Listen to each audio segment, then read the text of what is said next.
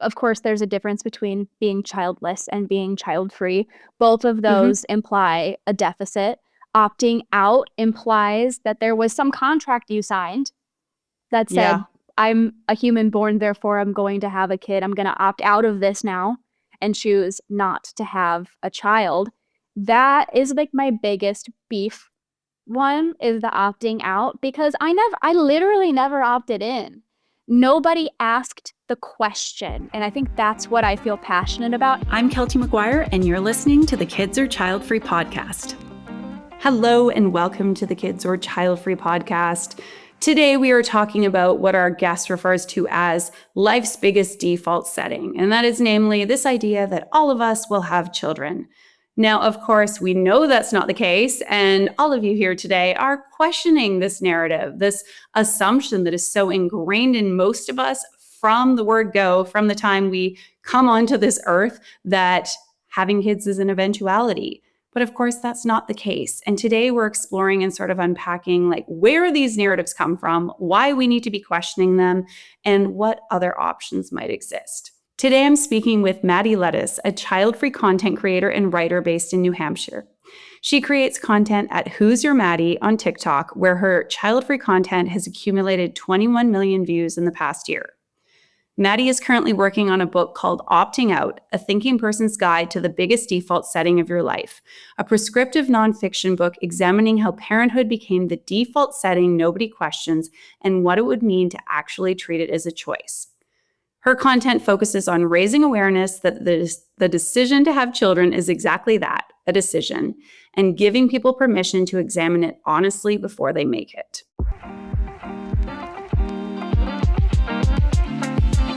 Maddy Lettuce, thank you so much for being here today. I'm very excited for this conversation because you share all kinds of really wonderful, insightful perspectives on your Instagram account and TikTok as well, which we'll hear about today.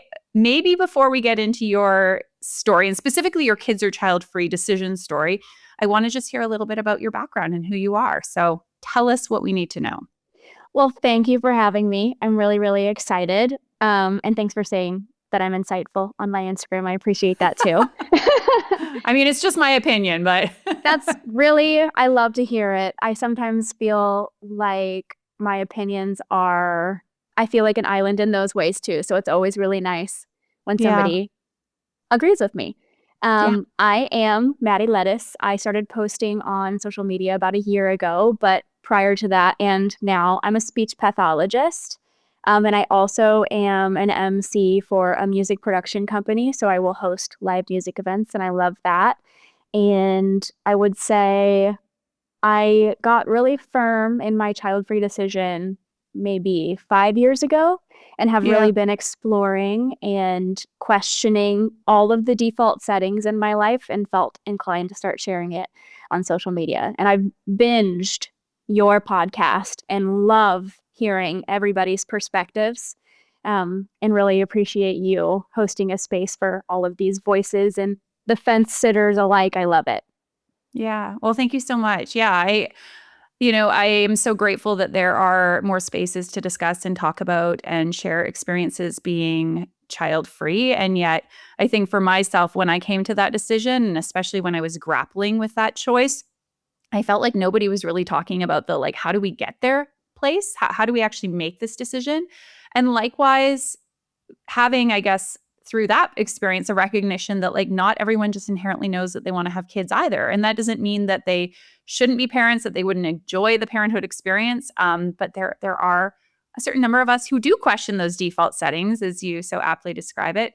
And so, today let's talk about this big default that everyone, of course, is going to have kids naturally. And I love that you're exploring this. And before we get into all that, I, of course, want to hear, how did you come to this decision to be child-free?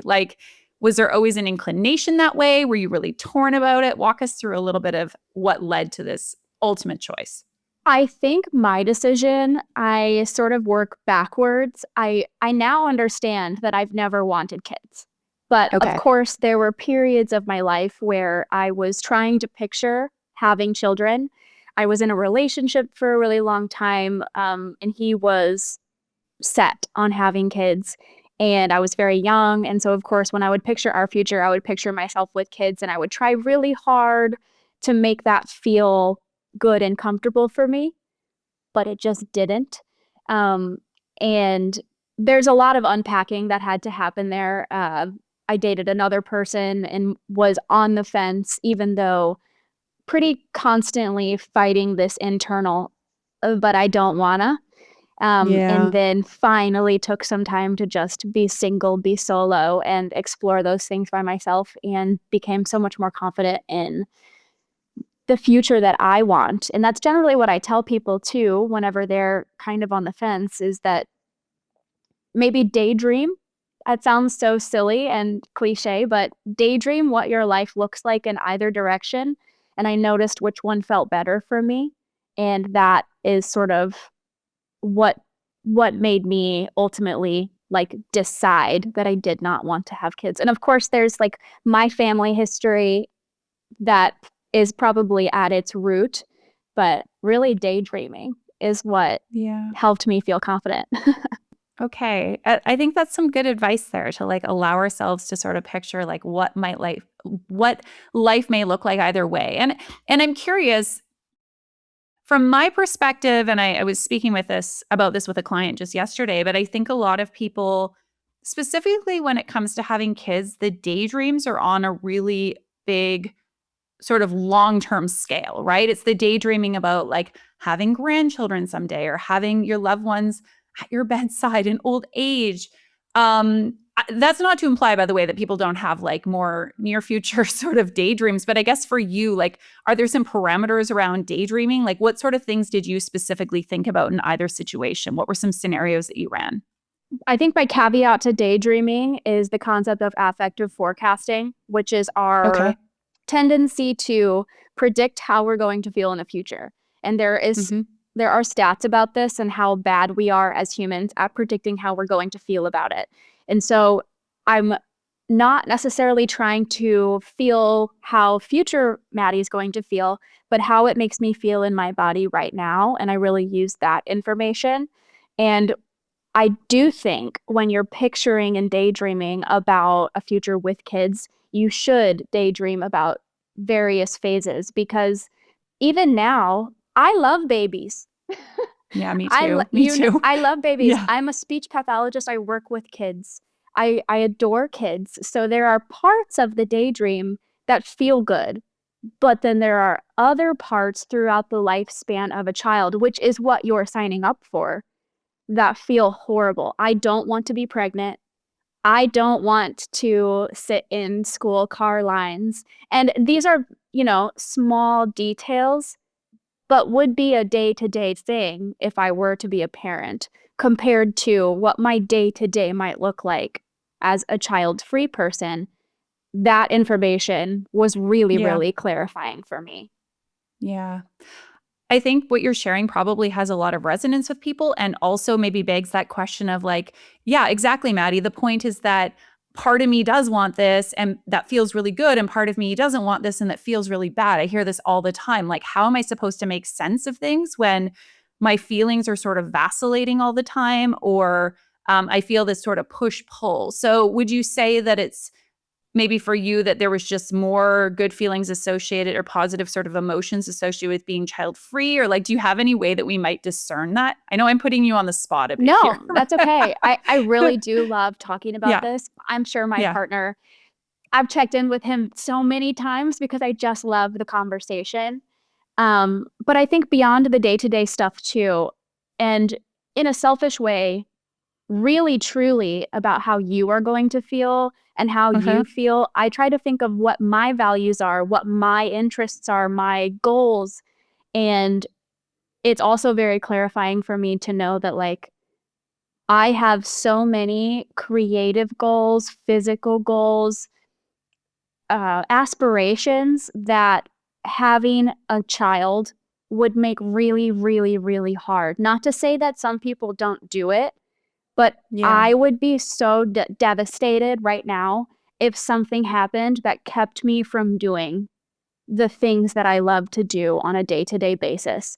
And again, with the affective forecasting, I'm not going to make a decision for future me, I'm going to make a decision for present me. And that's going to impact future me, of course, but that's all you can really do, because you're not going to be able to accurately predict how you're going to feel. And it's my opinion that as humans, you're going to find happiness. You're going to find happiness in either direction. But the fulfillment that I desire comes from the hobbies and the beyond just hobbies. Hobbies feels really reductive. The just daily activities and connections and relationships that I have day to day would not be possible if I were to have kids. And that is what's important to me, those things. Yeah.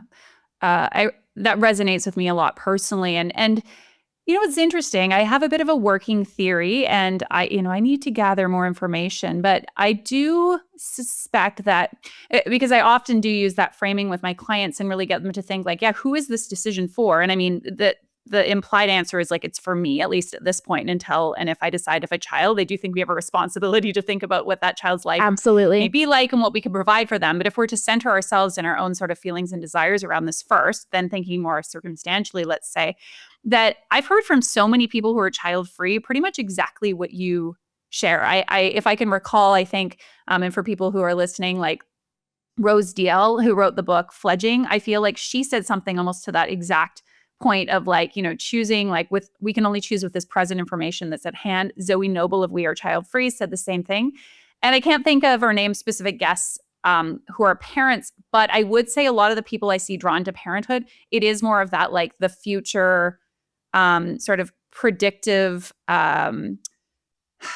approach that I like to use the term again, the forecasting. Affective forecasting. Effective forecasting, okay? And like trying to do that, which as you say, I think there is some futility, and at the same time I appreciate, like, I don't think there's anything wrong with thinking about that long view of your life. And it's super gray. Yeah. And I want to be careful here, like, first of all, to say, like, if you're more driven by the present versus the future, that means you should therefore choose to be child-free versus have kids, et cetera. But it is something interesting that I would be curious just the way we relate to and think about our lives, how much that drives this decision one way or the other. Do you have thoughts on that, or have you noticed anything similar? I think all of these decisions do sort of stem from your history as it goes, which is also why I don't think that people should feel strange about making a decision because they have, family trauma. Yeah. If you either way, that's impacting your choice. So I think it's silly to like discount that in your decision one way or another. But I do think everybody sort of relates to time. This could be a totally different conversation too. Everyone relates to time so differently. And I, as a human, really, really try to stay in the present moment. But there are some people who spend their whole lives really mentally building for the future, nearly to where they're living in the future in their own mind. Like they're constantly building for the future. And that certainly must have an impact on what your child-free or parenthood decision. That certainly has to impact it. Yeah, I definitely think the decision is reflective of our overall philosophy or philosophies on life, which is why I start with a lot of people with these big questions of like, what's life all about for you and what ultimately matters? And those are uncomfortable, difficult questions to answer. And I don't think they necessarily have any definitive answer. But just playing with and exploring those, I think, can give some context to then make this choice. Absolutely. And I think too, we get stuck in like binary choices. Like, yes, you're going to have kids. No, you're not going to have kids. But say you're like us and you love kids, but you don't necessarily want to have them. There are so many ways to be impactful in a child's life or to be active in a child's life that isn't motherhood, And I think that can be eye-opening for people as well when they're able to realize just because you don't want to birth the baby doesn't mean you can't have an impact on children. And also, I think that's a whole nother thing to untangle, this idea that you're obligated to have an impact on a child's life, again, could be a whole different conversation. Some people feel inclined to, pour into the youth. Yeah. Some people don't. And I think either way, it's really okay. Yeah, I agree with that. And I think it's a nice idea for people that there's appeal there. And it's like, yeah, this is important. I do want to invest in one or more children's lives or young person's life. But I think also if it's like, that's not really your thing, that's not where you want to put your focus in your life. I also agree that we need to give ourselves permission to say like, yeah, it's not my interest or it's not where my gifts lie. It's not something that I see as like personally important. And that's okay too. Yes. And I think the expectation really falls on women too for having an impact on the youth. I think it really is sort of expected of us to have a maternal instinct and to use it in that specific way, but not everybody feels that way. Men don't, in my anecdotal experience, get the same kind of pressure to interact with the youth in the same way. Like they're not expected to have this paternal instinct in the same way. And I think that's totally a whole different thing to unpack. Like so much of this comes to our conditioning from a really early age, and that can be really scary to look at, but it's important. I love the big questions. They're important. Yeah. Yeah. Even you saying paternal instinct makes me kind of smirk because like we don't talk in those terms, right? It's at all. Okay. Let's talk about this sort of, default setting, if you will, and the implication that a lot of us face that like having kids is what you do and then not having kids is as effectively like the opting out of something versus having kids being the opting in. Tell us a little bit about this. I know this is something that you explore in your work. So I'd love to hear a bit more like how did parenthood become the default setting and like how did you yourself begin unpacking this? You've talked a little bit about like kind of, exploring and disentangling things. Well, I mentioned I'm a speech pathologist. I became a speech pathologist because I love the pathology and I love words and language and linguistics, really. And I really contemplated this concept. There are so many tangents we could go on. There are so many avenues that we could explore. Patriarchy, the, expected roles of men and women. But in general, parenthood is really one of the only expectations that doesn't require a sort of explicit consent. It's just assumed. It's assumed that is the default. And so even the language that we use to talk about it, the decisions that we make, the whole conversation is a deviation from the premise of having kids is the norm. Give me some examples. Bring us into this. Okay. So of course, there's a difference between being childless and being child-free. Both of those imply a deficit. Opting out implies that there was some contract you signed that said, I'm a human born, therefore I'm going to have a kid. I'm going to opt out of this now and choose not to have a child.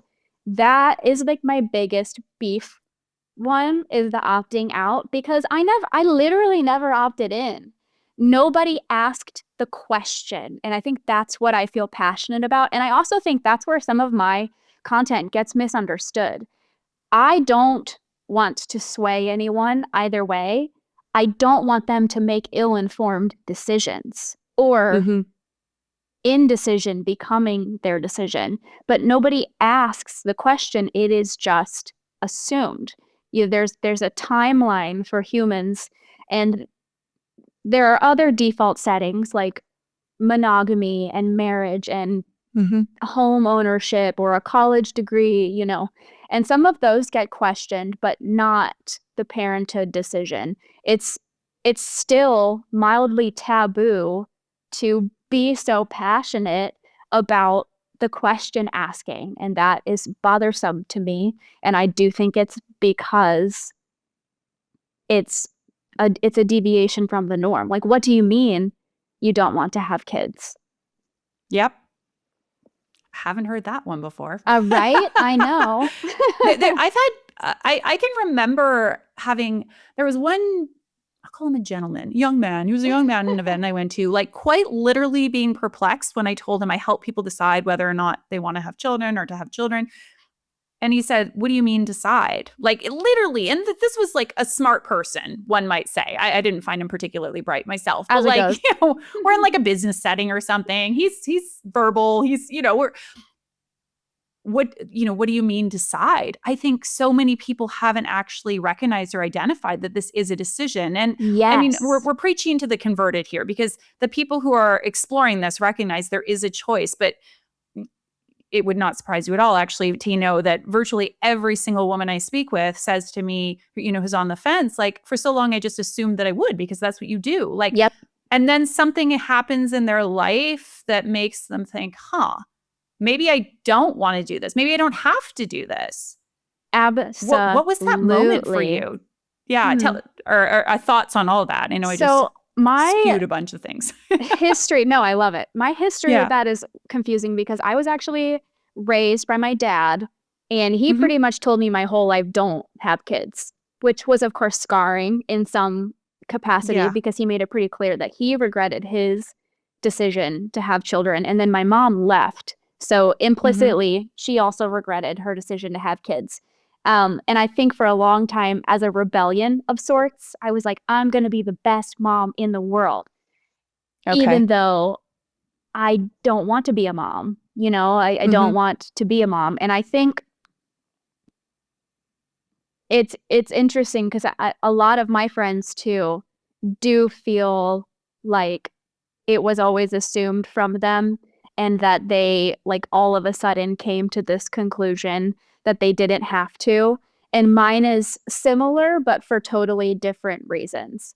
And even though from society, of course, we're constantly getting conditioned and the push to kind of get funneled into motherhood, this is a whole thing too. Like, I feel like as little kids, they tell you can be anything you want to be, and they really encourage your ambition. And then once you get to a certain age, the expectation is that you get married and have kids. And I think that the primary moment that really took me from I want to be a mom to wait a second, that's not true, was probably the end of a long-term relationship, where I realized he was waiting for me to embody this maternal figure, and I just could not get there. And I feel like it was my subconscious sort of protecting me, because I did not want to get there. No matter how hard I tried to picture a happy me, or to feel happy embodying that, like the idea of having a baby, or, the white picket fence life, none of it ever felt good. And when I finally ended that relationship, I think it really empowered me to take a look at why the heck that was so hard to picture. And why was it so hard to picture? That's also a loaded question. I grew up basically raising my siblings. I feel like I do have a fairly strong maternal instinct. I'm a very nurturing person. I anticipate people's needs for a living. That is what I do as a career. I don't want to do that in my personal life. As controversial as it may sound, I want to be selfish. I want to build my life centered on my desires and longings and aspirations. I don't want to shift my mindset to focus entirely on child rearing. And I do think to be a good parent, there is a level that you do have to put yourself aside. And I don't want to. I just don't. Yeah. It's so refreshing to hear you own that. And I feel so much the same way. And yet it is, I think maybe the word used was controversial, but like it is kind of a taboo. And there is this, a lot of people really kind of apologize for wanting to center themselves. And I think there's nothing wrong with that. But especially as women, we've been told like, absolutely, like that is the last thing you should ever do. Right. Mhm. Like, and it's this idea, even the fact, okay, if you don't have kids, like on the one hand, I appreciate the notion that we can be maternal and express mothering in different ways. But it's like, what if I don't want to? Yes. What if I don't want like to be maternal in any sense of that word? And I feel like we really are portrayed as like deviating from our natural calling, if you will, if that's not something that holds a pull for us. This is exactly, it has roots in patriarchy for sure. And this idea that the only way to embody a woman is to have a maternal instinct, that's not at all the truth. And it's definitely super tough to untangle. And the selfish thing used to be hard for me too. Feeling how did you get so confident? Like, tell us. I'm sure people are like, I want to be like Maddy. I love to be a brat. First of all. I resonate with that. Yeah, I don't know. It's part of my charm. But I think it was the realization that wanting to be a parent is also selfish.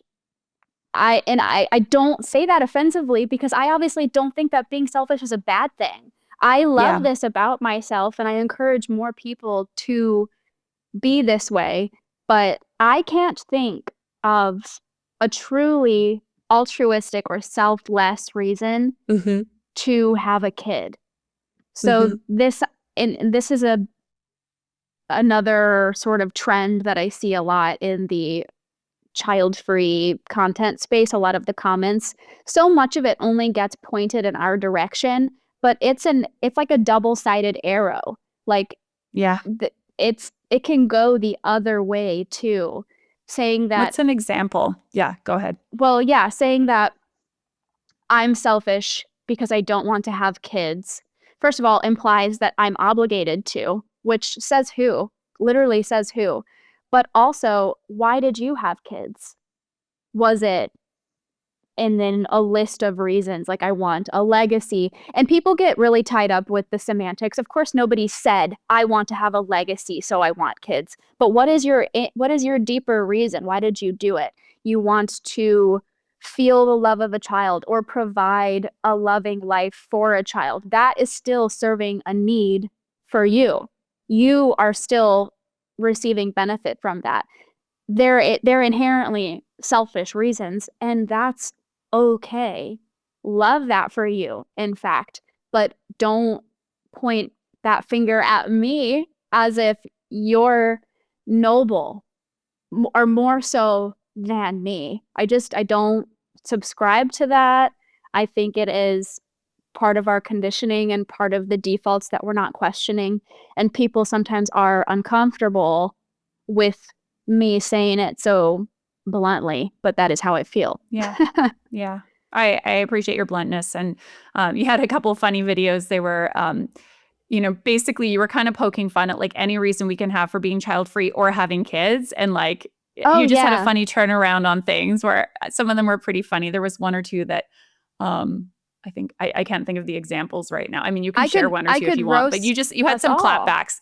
Yes, because we're all selfish, and I don't think it's a bad thing. Like, I really don't. What are you here on earth to do? Like, I would say most of our choices, if not all, are self-serving in some way, even the selfless ones. I agree. I can't remember. I think it's The Four Agreements, maybe, the book that like every spiritual person sort of gets into first. Read it. Talks, same girl. I own it. Be impeccable with your word. Yes. Always do your best. Your best is different depending on the day, etc. You get it. This girl gets it. But yeah, there's something in there about the like concept of loving, and it's all still self-serving. Like, my love for my partner, sure, there are parts of it that are entirely for his benefit, but I still benefit from that. I still receive, good warm and fuzzies, and that still fills me up. You cannot separate them. And so I just Even if can't. we martyr ourselves, right? I think there's even martyrdom, like brings something upon the person of like being good or repenting, or it gives them this sense of like, I'm holier than thou, whatever it might be. Absolutely. And I just made a video about that too. It does feel like a martyrdom economy, and like we sort of we value women higher in society if they're more martyred, if they're more selfless, more exhausted. I don't subscribe to that either. I'm trying to sleep. I'm trying to sleep and feel nourished and, full. And I think I still have lots of value as a human being. I would argue more, but and not to say we should do it for those reasons, but it's like the whole you can't pour from an empty cup. It's like maybe we don't want to pour, but at the same time, So I do true. think there's like this element of like being of service, and by the way, that doesn't mean like going and saving the children or the whales or whatever you're going to go save. It can really just be showing up like in your relationships or having a conversation like this one, but it's like truly we are of service to no one, including ourselves. And it's just not a great way to move through the world feeling like shit all the time. 1,000%. 1,000%. And I don't think that the martyr thing is good in any facet. I think I said that in my video too. Like, I don't think the solution is to go be a martyr somewhere else. And it kind of all ties back to people aren't asking themselves these questions. And I think the most important thing you can do is talk about it and ask the questions and kind of see like why you're doing things. And once you realize that most of us are making decisions from selfish places. I say most because I know there are going to be people who are like, well, I don't do this way. That's fair. I don't know, but it's my anecdotal observational truth that most of us make decisions from self-serving places all of the time. The child-free choice gets villainized. So I'm currently in the process of speaking with 50 people who are off the fence, who are on the other side of their decision. More on this project soon, I promise. I will be bringing all of my findings to the podcast at a later date. But somebody I spoke with yesterday articulated just perfectly what I personally experienced and what I see with so many of my clients who are on the fence. And that is, she said she was on the fence for a long time, but she was really just ruminating. She was going in circles. There weren't really any new inputs. Yeah, I mean, of course, she was probably scrolling the fence sitter subreddit and doing the pros and cons lists and having conversations with her partner and on and on and on. You know how it goes. You're probably in the mix doing all those things right now. But what she wasn't doing was being really intentional and deliberate in terms of exploring this question, do I want to have kids or not? She was not engaged in any sort of process. And it was only when she started taking steps forward and concretely doing things differently to come to a clear decision, as opposed to spinning in circles, that is when she was able to make her kids or child-free decision. So my invitation to you, if you are done with ruminating and spiraling, if you are identifying with this, if you're like, yes, I have been on the fence for so long, but ultimately I'm not getting anywhere. If anything, you may feel more stuck than you did 6 months ago or 1 year ago or 2 years ago. I want to tell you about my Kids Are Child-Free group coaching program, which is starting its next round on the 16th of September. This is a 3-month program that I have created to take you from A to Z or A to Z, depending where you're from and how you say that last letter of the alphabet, to help you get to a clear kids or child-free decision without any guesswork in terms of what you're supposed to do next. If you have wanted somebody to just like tell you what to do, no, I can't tell you whether or not to have kids. But what I can say is show up for these calls together, have conversations with me and a group of fellow fence sitters as we discuss various aspects of this topic. I'm going to share reflection prompts with you, various exercises. You'll have a few things to do between our sessions. There is support between calls. I will share all of my top resources with you. And naturally, through this process of this program, you're going to move towards a clear kids or child-free decision. If you want details on this program, we are kicking off our next group on September 16th. This one is only for the ladies. I am afraid it's only for women.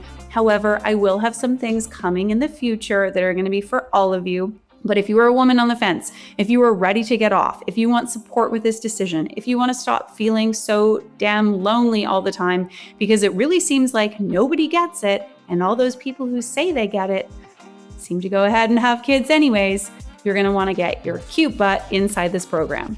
I will include the details in the show notes of today's episode. Again, we kick off September 16th. There are only several spots to join us. This is a small group. We typically have sort of like 6 to 10 women who join us for each round of the program. So again, that's the Kids Are Child-Free group program. You can find that also over at kidsareChildfree.com. And I look forward to having some of you join us so you can stop spiraling, start deciding, and get on with your life. I want to talk a little bit more about your upbringing and how you see that shaped this decision, because that can be something tough to grapple with. Like I'm not talking about the experiences themselves, which certainly I'm sure have been, but more the idea that like my choice about having or not having kids has been in part or largely determined by something that I wish didn't happen. Perhaps. I hear from people who say like, well, my parents were neglectful, or my mom left me, or I was abused as a child. And they say, maybe I don't want to have kids, or conversely, maybe I do want to have kids because of what happened. I want to either repair or offer something new to a different experience to my own child or children, or I'm really put off the idea of parenthood because I was parentified or I had to do all this caregiving for others. So how have you been able to, and maybe I'm making assumptions here, but you seem to have like a pretty healthy view or relationship with the experiences and how it shaped your choice. I guess my first question is, how do you see it having shaped this decision not to have kids? And then B, how are you not bitter about that or resentful or wondering what if? So fair. Therapy, a lot of therapy, a lot of internal work. Yeah, big fan. Yes, same girl. But I think, again, sort of asking the questions and realizing that there's nothing I can do to change what I've experienced, and there's nothing wrong with allowing it to inform my choices. That's kind of the whole point of regret, too. I don't think regret is a bad thing. Regret is information for us in the future. It's how we learn and grow and make better choices for ourselves. And so, of course, there are things that I've been through that, shouldn't have happened, or maybe like parts of me wish would not have happened, but they did happen. And now I have all of this information. And it's not to say that's the only information I have. I've also witnessed beautiful family structures. My partner has a beautiful family, like genuinely, ideal family life. And I know that that's possible too. So it's not that I think it's impossible to have a great life with kids, but my upbringing made me this person. And this person has these values and aspirations and goals, and kids don't align with that. And I don't think that allowing your experiences to inform your choices, be it a traumatic experience or otherwise, is a bad thing or something to, overthink. Because the truth is, that's impacting everything you do. It's part of your brain now. Like every experience you have is technically colored by the experiences that you've had. That's the nature of being a person. And I think it is okay to allow that to be part of you. I don't think there's any shame in that. And the resentment thing, I don't have resentment from my mom for leaving. She is a case study for what the type of person I'm advocating for, the women who didn't get asked these questions, and the women who felt like motherhood was the only thing that they were supposed to, allowed to, capable of doing.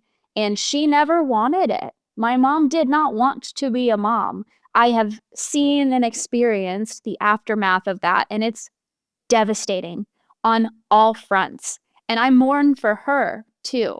I think if there are any what ifs in my mind, I picture what if my mom had, better supports and had been asked the questions. I don't know, and that makes me sad for her. And I would Yeah. love to minimize that happening to other people in any way that it can, even if it's just one person. I don't want people to look back and the idea of regretting my kid is so hard for me to hold. I could not imagine doing that. And I don't want that for people at all. Yeah. Yeah. I find it really beautiful to see that, the empathy that you have for your mom, or the forces that shaped her life. And I fully agree with the fact that, I think it's easier maybe to see if it's something that we wish would not have happened or something that harmed us, to feel like, oh, now this is impacting my decision. But to your point, like, our decisions are shaped by, and our feelings, experiences, et cetera, by like a huge multitude of things beyond what we can ever know. And we don't question it when it comes to, like, quote unquote, and not to say not having kids is a positive decision, but like even like mundane things, like, well, why did you decide to like go to that university, or go to university at all, or to be with this partner? Like, all of those things have been shaped by something else, and yet we don't really seem to question it, unless, like you say, it goes against the default, or it somehow feels, I think even the fact that people are like, oh, well, what if I just don't want kids because of what's happened to me? The implication is not wanting kids is bad, right? Like, it's Yes, like, yeah, exactly. yeah, Exactly. All of this conversation stems from deviating from the norm, which is having kids. And I just find that so interesting. It goes so deep. It goes so deep.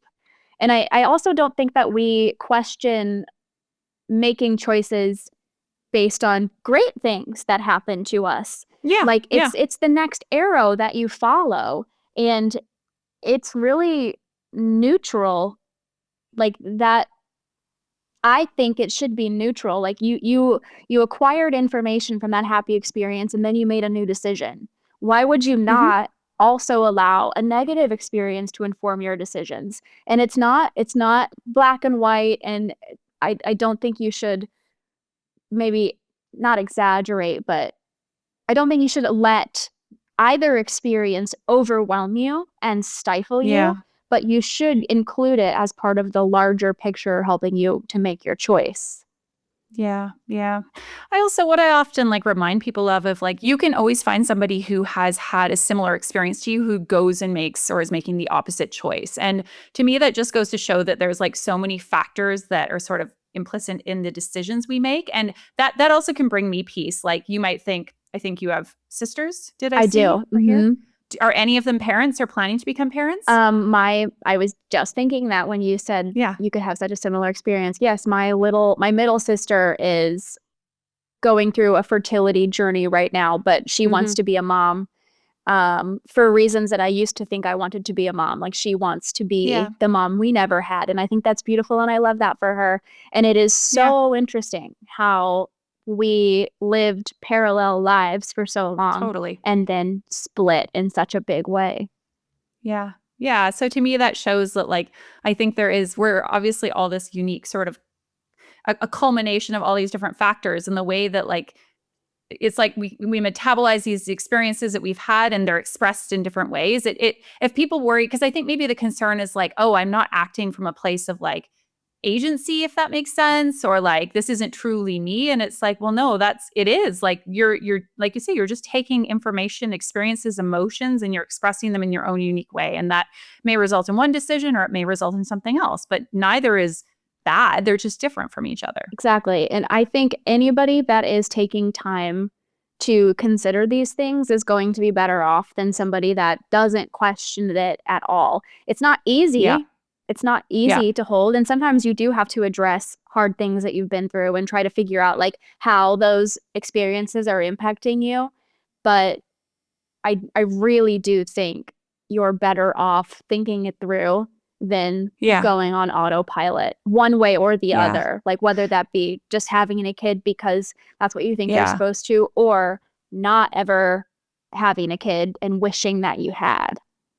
Yeah, and that was my question too. Do you? I think you've just answered my question affirmatively, but basically, we're talking about questioning the default of having kids, but do you think it's also important if somebody, because I'll sometimes hear from people like, I never wanted to have kids. I always just went through like my life saying like, I'm going to be child free. And now they're like, oh, maybe I do want to have kids. Like, do you think that whatever our initial assumption is, whether having kids or staying child free, it's still important to question it? Or do you think it's only important to question it if it's the societal default, like being a parent? I think you should. I've gotten pushback on this from like on my content, but I think you should question both for sure. I don't, again, I think my content sometimes gets misinterpreted as me saying, don't have kids.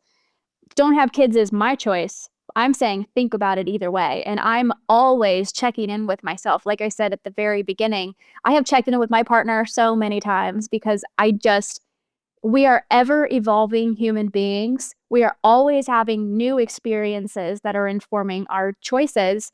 And I think it is important to, you're only going to be more sure and more confident. Like eventually, it's only good. I think the questions stand for both sides, definitely. And I got pushback because some people are like, no, once I decided I was child free, I never deviated. That's great. How nice for them. Exactly. That's great. I love that for you. Yeah. But it also kind of sounds like you were checking in. You were checking in with yourself. It doesn't always have to be this, you don't have to do a pros and cons list every 2 weeks, but intuitively, and as you're planning your future, I think you should always be asking yourself if this is still what you want, especially during the years where you could potentially have a baby, because of course, and that's part of it. Like, I think you should think about it because eventually as a woman, there will be a time where that's really, really hard. And I hate the idea of women getting there and wishing they had too. Like, I want happier people. I want happier humans, happier adults, happier parents, happier single people, happier kids. And I think it all starts with these conversations and becoming aligned before you take your action. Yeah. You sound like me. I think personally we could solve all of society's problems right now if we would have people be more intentional about having and raising their children. I think that is, I could sing right now. That's beautiful and so true. We're doing the Lord's work, Maddy. We sure are. We sure are. I do think and this has also been taken as controversial, but I don't think that everybody should be a parent. I don't think everybody has the capacity to be a parent. And I think that's okay because I don't think being a parent is an obligation or like a requirement to a beautiful human experience. And I think people don't always understand that. And so they feel the deficit that the language is built around. They feel like they're going to miss out on something. Therefore, they have kids, even though they didn't really have the capacity to do so in the first place. That scares me so much. Yeah, no, I agree. Okay, you've mentioned your partner a few times, and I know that partly what solidified this child-free choice for you was like other relationships you'd been in and sort of having that time and space. You mentioned there was a period you were single, like, what do I really want? Had you then made the child-free decision when you met him? And if so, what did that conversation look like when you came together as a couple? Were they clear they didn't want kids? Was it like, okay, this is my plan, let me know what you think? Or what? How did that all we met play on out? Bumble, which very good. Love that for us, modern dating as it goes. And I believe we both had on our profile that we weren't interested in kids. And I was about to take a break from dating when I met him, but he was really cute as it goes. He is very cute, by the way. I peeped him on your. Thank you. Yeah, thank you. That's my thing. I brought. Have you heard of the card game We're Not Really Strangers? No, I've not. Do I need to check it out? Yes, I love it. It's a conversational card game that is supposed to elicit connection. I can't believe I brought this on a first date, but I did. And I was going to say bold move. I know, I like it. I live here. I can't. Small talk is scary for me. Talking about the deeper stuff is like my love language. So I brought it. Yeah. And we ended up having a big conversation on our first date about our religious beliefs, our political beliefs, and what we wanted our futures to look like. And I cannot tell you the relief I felt when I heard him talk about how he did not want to have kids, because I think I was so used to dating people who were waiting for me to change my mind, that it was really refreshing to hear him have all of his own reasons as to why he did not want them. And it definitely made me feel more confident in leaning in, I would say. Yeah. And I've talked to women about this. I've received some DMs from women who, asked about child-free dating and how I met my partner and how that conversation went. And I think it is important to be very transparent and confident about it, because in my anecdotal experience, sometimes people think they're on the fence, but really they're just waiting for you to get off the fence. Like what they mean by sitting on the fence is different from what maybe you are meaning. So I think having the conversation early is a good idea for sure. Yeah. Would you say with the women you get messages from, there's an idea, which I've heard from some people, but that like all men want to have children. There are no men who want to be child-free. Like, and what are your thoughts on that? It's crazy. Yes. I have received that message so many times, that women feel like all of the men want to have kids. And so that makes them insecure. Like they're never going to be able to find a partner, which again, the idea that you need a partner is also a default decision that should be questioned. I do believe that should be questioned. That's a default choice where I am like, I love him and I love having a partner, but you don't have to have a partner to live a happy life. And it's not like a milestone that you need to reach. So I think you should be clear on that first. But I have received so many messages from women saying that all men want kids, and that they've even met, and this is why I feel paranoid about it, they've even met men who say they don't really care one way or the other, but then when they meet in person, they're like, oh, I'll change your mind. And we don't need any of that energy.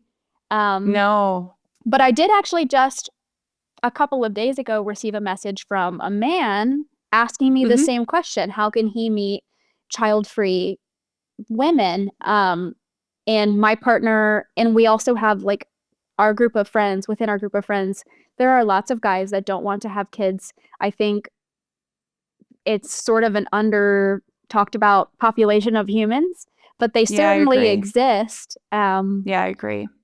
Yeah, they certainly exist. Yeah.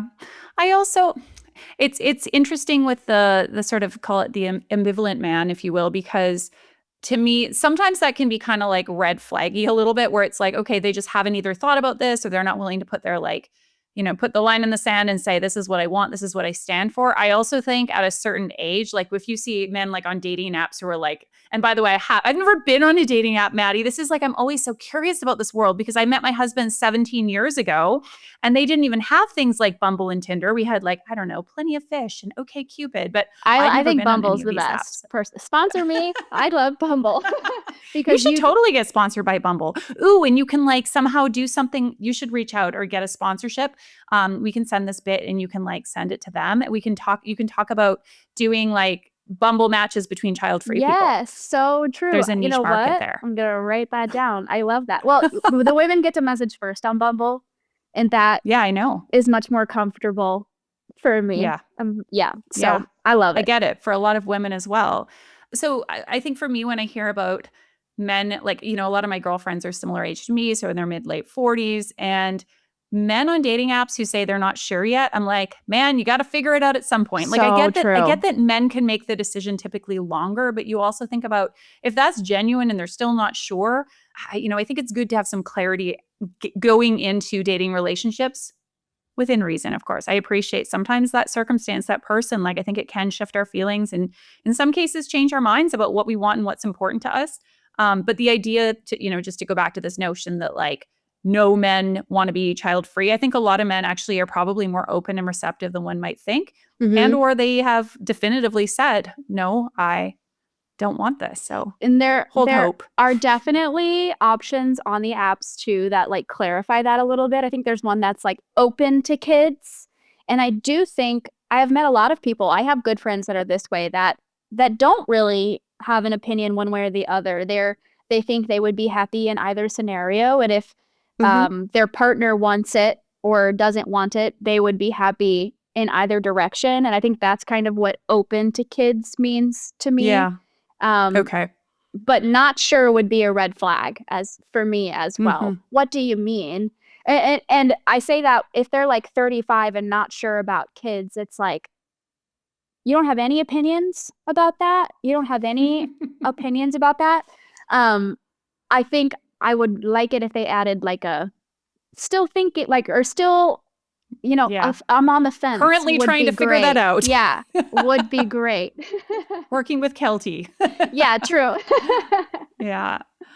Okay. Oh, and you did mention like you and your partner you're often checking in with him. You love talking about this. So what does that check-in look like or sound like? Are you like, hey, are you still happy not having kids? Or Yes, that is exactly. I am very forward and transparent about it. I do it too, by the way. Yes. You know, I don't know what that is, but I'm like a little bit nervous that all of a sudden somebody's going to change their mind, and that's not what I want. So I just like to ask and make sure that we're still aligned. We just moved across the country together, and before we did that, I wanted to make sure we were working toward the same future. As we get, you know, deeper into our relationship, I think what feels important to me is that we're both happy and that we both feel fulfilled. And I don't think that's possible if one of us wanted kids and the other one didn't. And I've said it already, but we're ever evolving human beings, and I feel very certain. He also feels very certain, and I'm sure he's like, you don't have to ask me this anymore. But just in case, I don't think it hurts to just stay tuned into each other in that way. Well, I think it can feel also probably pretty good to like reaffirm the decision together and be like, we're good, we're happy, life is awesome. Yes. I'm interested, like,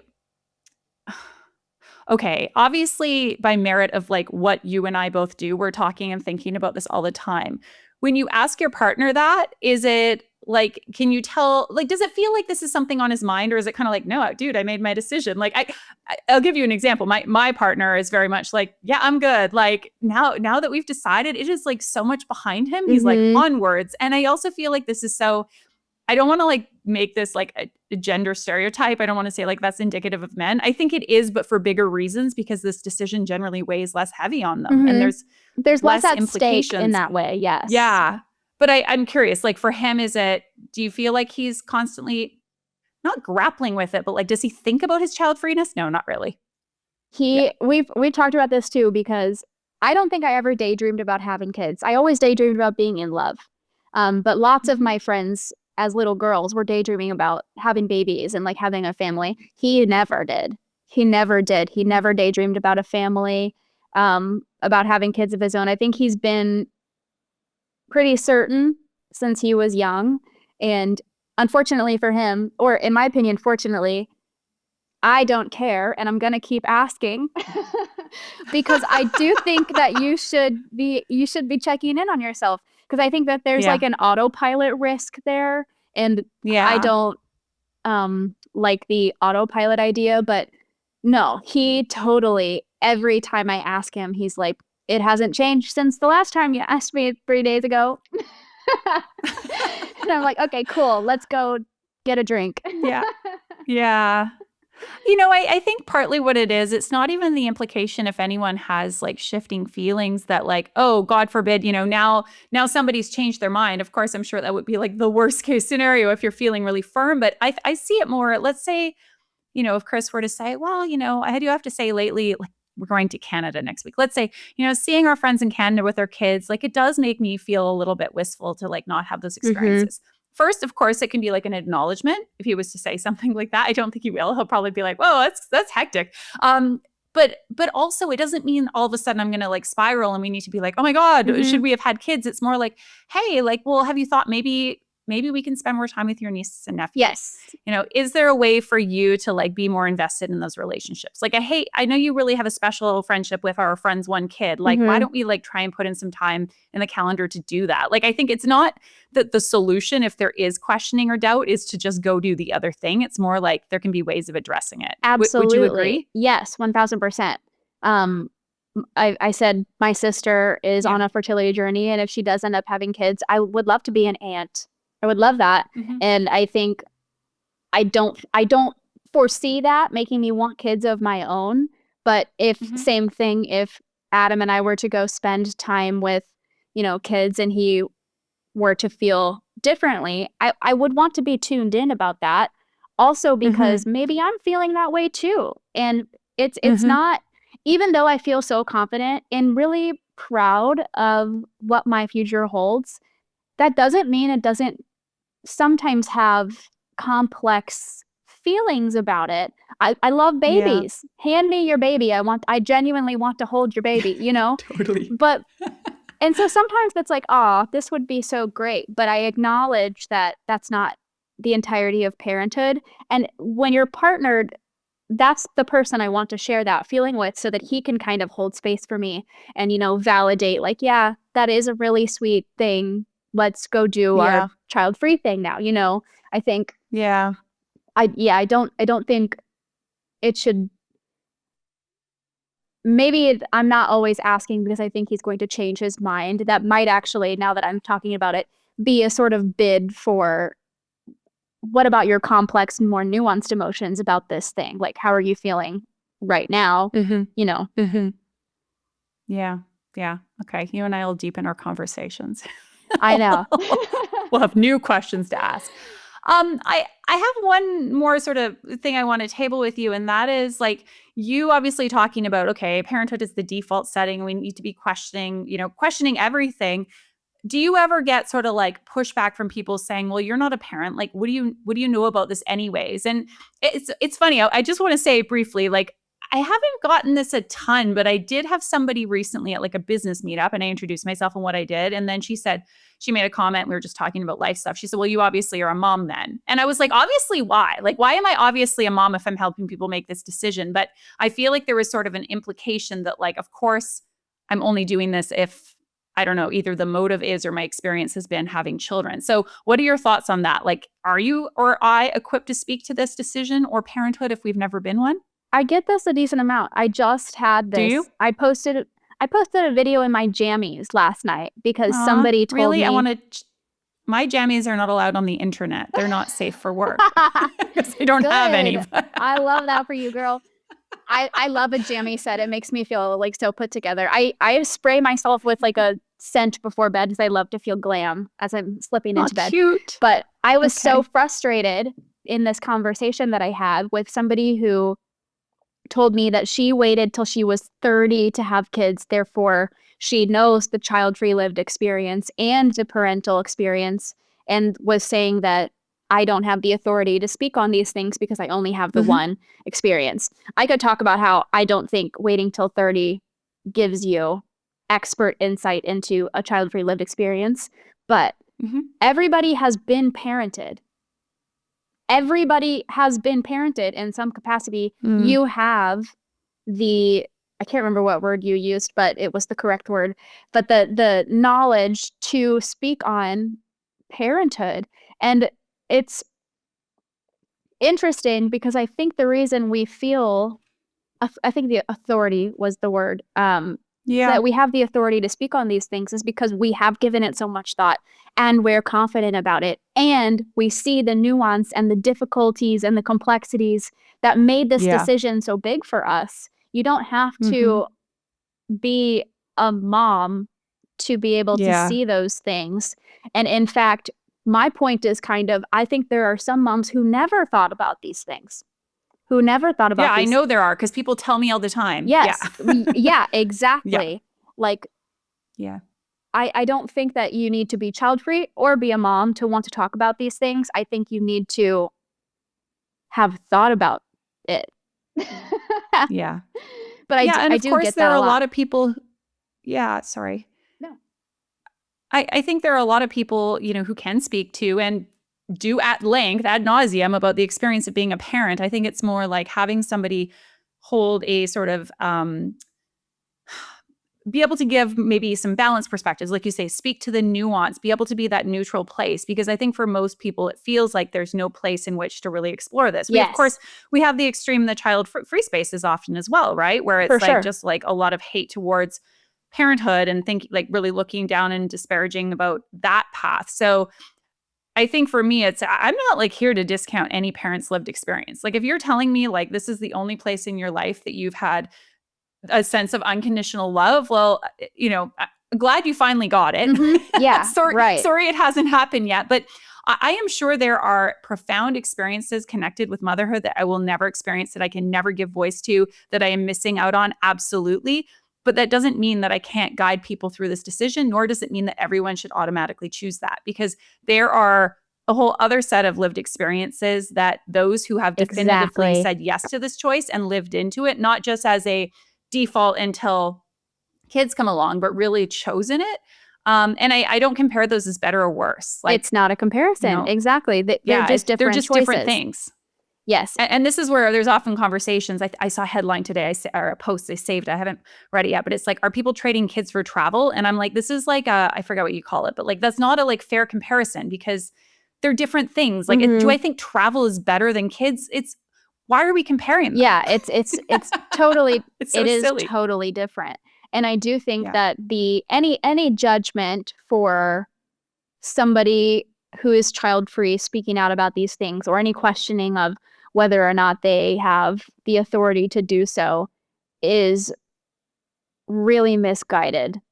It's really misguided. I actually don't really get it at all, because what do you mean just because I chose the other thing makes me less competent and less qualified to talk about my decision-making process? And I think that sometimes, because the child-free space can be so polarizing, people assume that if you're on that side of the fence, then you do hate kids, or you hate parents, or you think having kids is a terrible decision. But in my experience, the people who have decided not to have kids and are speaking out about it really have a lot of like respect and compassion for the complexity of it. It's not like we're only seeing one side of things. Like, we really thought it through, saw the whole picture, made our choice, and now have some expertise in the decision-making process. And I think if we really tried to shift our focus from do we want kids or not kids, but shifted it to what does the decision-making process look like? How do we make good decisions? We'd all be a lot better off in that way too. Yeah. Okay, tell me, before we wrap up, what are you excited about for your fabulous child-free future? What's coming up in like the coming months or year or two that you're really looking forward to or working towards? So much. I love my day-to-day life. We just moved. I'm really excited to just get settled in and exist in my new city for the short-term future. I'm excited for date nights with my partner, and maybe a career pivot coming up. Yes. Interesting. We shall see. I've been a speech pathologist for a while and tried a couple of different settings, and I'm realizing that I have such a heart for the psychology side of everything, kind of dipping my toe in that way. Cool. One day, so in the long-term future, I can't wait to have my own garden and maybe some chickens and a rocking chair on the porch with my man. I love this. And I'm excited for more travel and more hobbies. I have been on my own fence about whether or not I wanted to become a yoga instructor for a while. So I'm excited to finally take that leap.